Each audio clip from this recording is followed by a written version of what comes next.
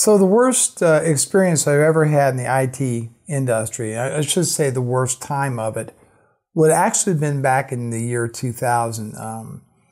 Must have been February or March. And that's when the dot-com bubble burst. And just a little story behind that, I had a company called Sales Automation Group.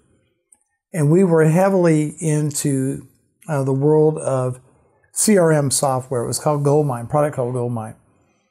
And we had built a practice around Goldmine because it was very popular at the time, especially with small to smaller companies in particular. And we were in Phoenix, and we were actually servicing accounts in California, Arizona, in that surrounding area. And business, we started in '97, and we just kind of slowly built the thing up. And we were already doing things like prepaid support contracts at that time. We were developing custom reports. Well, we were doing a lot of stuff, and we were ramping up, and we were adding people, and sales were great. And we added training products to our mix and all that, and everything was going well. And around '98, somewhere around, we started picking up more and more customers that were in the dot-com space. Just, like lowbills.com. There was just a ton of them. And we just started getting more and more of these kind of customers coming along. And by late '99, we were just really running and growing. We were adding people. We were, expanding capacity. Not really thinking about the whole dot-com thing being in this huge bubble, right?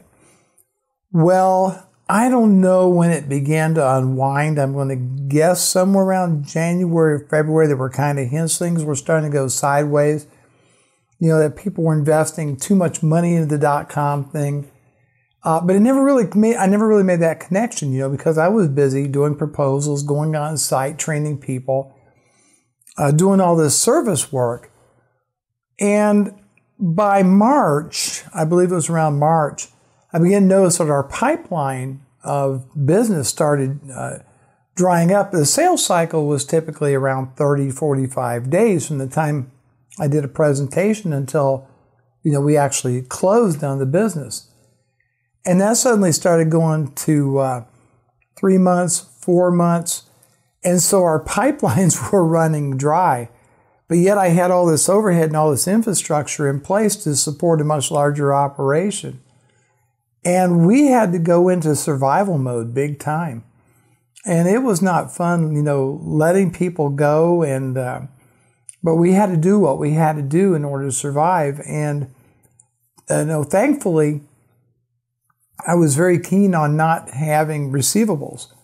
Everybody, we didn't do net 30, net 60 terms and all that. We were cash on the barrelhead kind of company.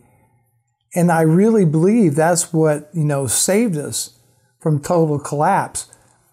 And I think at that time that I was just so paranoid about whether to stay in that business or not. I spent many, many restless hours not being able to sleep at night and so forth, wondering, what are we going to do? I've got a mortgage to pay, car payments to make, all that, and here there's just really no business.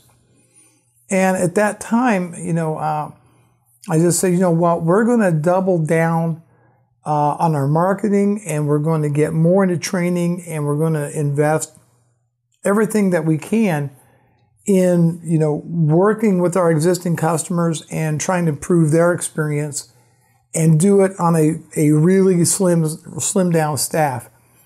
And it was really dark hours. It was really a very dark time. And we got through it. And I was able to successfully sell the company in 2001.